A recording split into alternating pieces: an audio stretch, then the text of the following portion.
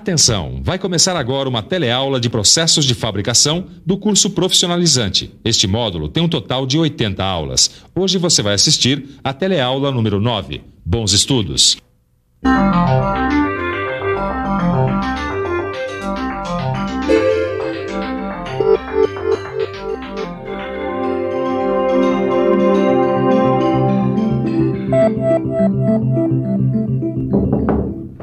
Ô, Aranias, tudo bom? Tudo bem. Olha só o que eu achei no porão da minha casa. Que beleza, Caio. É linda, né? Minha mãe disse que era do meu bisavô. Sabe que uma espada dessas era feita artesanalmente? O ferreiro martelava até que a peça ficasse com a forma que ele queria. A conformação do material era feita com arte e principalmente com força. Esse processo de conformação mecânica chama-se forjamento. E este é o assunto da nossa teleaula de hoje. Na teleaula de hoje, você vai conhecer o forjamento, vai ver alguns tipos de forjamento e vai conhecer os seus defeitos mais comuns. Mas o martelo e a bigorna são coisas do passado, né? Claro, eles foram substituídos por máquinas e matrizes que permitem a produção de milhares de peças. E é isso que a gente vai começar a ver agora.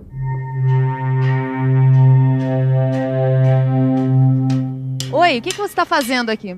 Eu estou malhando um ferro para fazer uma ferradura.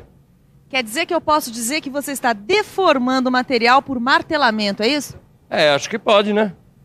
Isso quer dizer que nós estamos falando do forjamento. O forjamento é um processo de conformação mecânica que deforma o material por martelamento ou por prensagem. É usado para a fabricação de produtos acabados ou semi-acabados de alta resistência mecânica. Hoje em dia, o forjamento é feito através de equipamentos pela aplicação individual e intermitente de pressão, quer dizer, pelo martelo de forja e pela prensagem.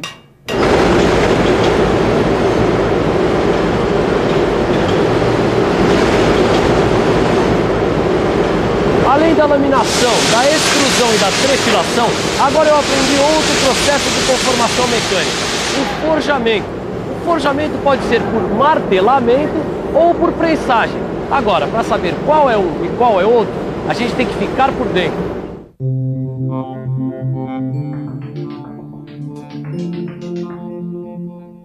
O forjamento por martelamento é feito com a aplicação de golpes rápidos e sucessivos no metal. A pressão máxima acontece quando o martelo bate no metal, decrescendo rapidamente de intensidade à medida que a energia do golpe é absorvida na deformação do material. O martelamento produz deformação principalmente nas camadas superficiais da peça. Pontas de eixos, discos de turbinas e virabrequins são alguns produtos forjados fabricados por martelamento. Os martelos de forja aplicam golpes rápidos e sucessivos ao metal, através de uma massa de 200 a 3.000 quilogramas, que cai livremente ou é impulsionada de uma altura que varia entre 1 e 3,5 metros. Na prensagem, o metal fica sujeito à força de compressão em baixa velocidade e a pressão máxima é atingida pouco antes da carga ser retirada. Veja que a força é aplicada gradativamente. Assim, as camadas mais profundas da estrutura do material são atingidas, tornando a deformação mais regular do que no martelamento. No forjamento por prensagem, as prensas mecânicas de curso limitado são acionadas por eixos excêntricos e podem aplicar cargas entre 100 e 8.000 toneladas. Já as prensas hidráulicas podem ter grande curso e são acionadas por pistões hidráulicos. Sua capacidade de aplicação de carga fica entre 300 toneladas e 50.000 toneladas, mas elas são bem mais caras.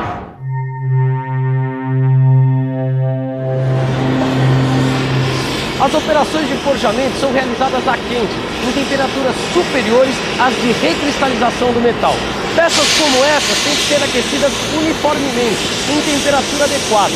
Para aquecer o material a ser forjado, podemos usar vários tipos de condições. Por exemplo, fornos de câmara, fornos de atmosfera controlada ou por indução. Existem materiais não ferrosos que podem ser forjados a frio. Se essa espada fosse fabricada nos dias de hoje, com certeza seria usada uma matriz. Matriz? Eu acho que para entender o forjamento, você também tem que saber o que é uma matriz. Toda a operação de forjamento precisa de uma matriz que fornece o formato final da peça. Elas são submetidas a altas tensões de compressão, altas solicitações térmicas e choques mecânicos. Por causa dessas complicadas condições de trabalho, as matrizes são feitas de blocos de aços liga forjados e tratadas termicamente. E quando as solicitações são maiores, elas são fabricadas com metal duro.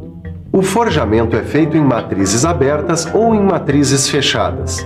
Aqui a gente vê que no forjamento em matrizes abertas ou forjamento livre, as matrizes têm formatos simples. Primeiro vem o corte do metal em barra, que a gente chama de corte do Blank.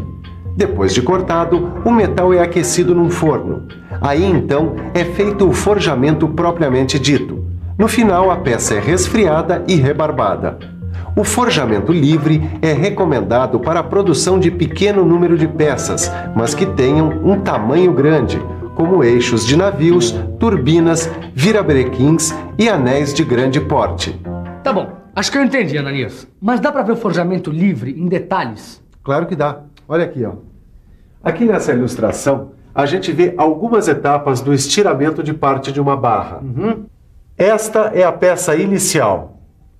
E esta, a peça final. A operação é iniciada com uma matriz de pequena largura e o estiramento acontece através de golpes sucessivos e avanços da barra. A barra é girada a 90 graus e o processo repetido. Para conseguir este acabamento, as matrizes são trocadas por outras, de maior largura. Agora a gente vai conhecer o forjamento em matrizes fechadas. Você sabe o que acontece no forjamento em matrizes fechadas? Matrizes fechadas? Acho que não, viu? Vamos pensar um pouco? Vamos pensar um pouco. Deixa eu ver. No forjamento em matrizes fechadas, o metal ganha o formato da cavidade esculpida na matriz. E por isso, existe uma forte restrição ao escoamento do material para as laterais. A matriz tem duas metades. A metade de baixo fica presa à bigorna e nela é colocado o metal aquecido. A outra metade fica presa no martelo ou na parte superior da prensa que cai sobre a metade inferior e faz o material escoar e preencher a cavidade da matriz. A peça forjada acabada geralmente não é conformada num só golpe, porque tanto a extensão quanto a direção na qual o metal vai escoar são pequenas. Por isso, para a confecção de uma única peça, são necessárias várias matrizes com cavidades correspondentes aos formatos intermediários que o produto vai adquirindo durante o processo de fabricação. A matriz apresenta uma cavidade extra em sua periferia e que tem o objetivo de conter o excesso de material que garante o preenchimento dela durante o forjamento. Esse excesso se chama rebarba e tem que ser retirado da peça logo depois, por corte. Já deu para perceber que a rebarba é um dos problemas do forjamento por matriz fechada. Por isso, as matrizes apresentam calhas, que evitam que a rebarba seja muito grande. Muito obrigado, seu Capeleto. Valeu mesmo, viu? O seu Capeleto sabe tudo sobre forjamento. Ele acabou de me explicar quais são as etapas do forjamento em matriz fechada para peças mais simples. Primeiro vem o corte do Blank, que é o corte do metal no tamanho necessário. Depois, o Blank vai para o aquecimento, realizado em fornos. Aí vem o forjamento intermediário, que é realizado quando a conformação numa única etapa é difícil. Agora, a gente vê o forjamento final, feito na matriz com as dimensões finais da peça. E para terminar, vem o tratamento térmico para a remoção das tensões, homogeneização da estrutura, melhoria da usinabilidade e também das propriedades mecânicas. Ananias, estava lendo um pouco mais sobre forjamento? Tá vendo só? É assim que a gente aprende. Na teleaula de hoje, a gente está vendo algumas coisas básicas sobre o processo de forjamento. Mas se você pesquisar, você vai descobrir coisas incríveis sobre o forjamento. Desculpa, Caio. que é que você estava falando? Não, tudo bem. Eu estava lendo um pouco mais sobre forjamento e vi essa representação de rebarba que tinha que ser retirada com uma operação de corte. Aí eu pensei, será que o forjamento é como a laminação, a trefilação e a extrusão, é que apresentam esses defeitos típicos? Boa pergunta, Caio.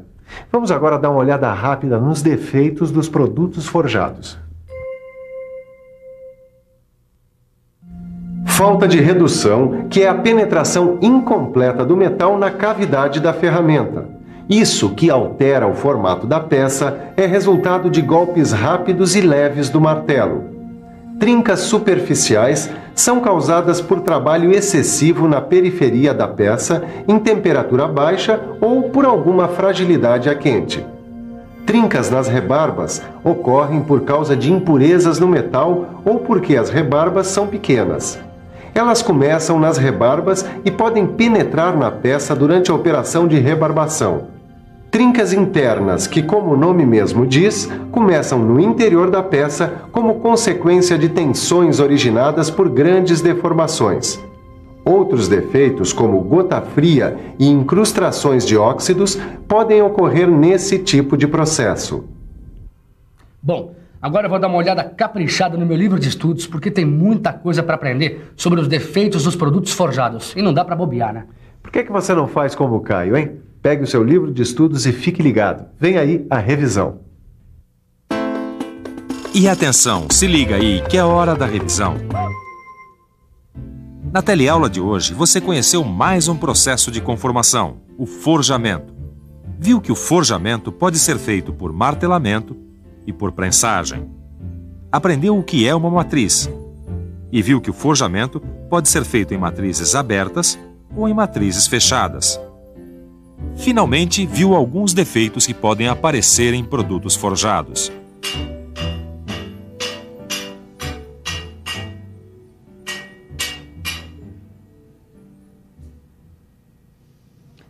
Hoje você ficou por dentro de mais um processo de conformação mecânica. E se você quiser forjar o seu futuro, não esqueça de dar uma boa revisada no seu livro de estudos e fazer os exercícios. Na próxima teleaula tem mais um processo de conformação mecânica. Boa sorte e até lá!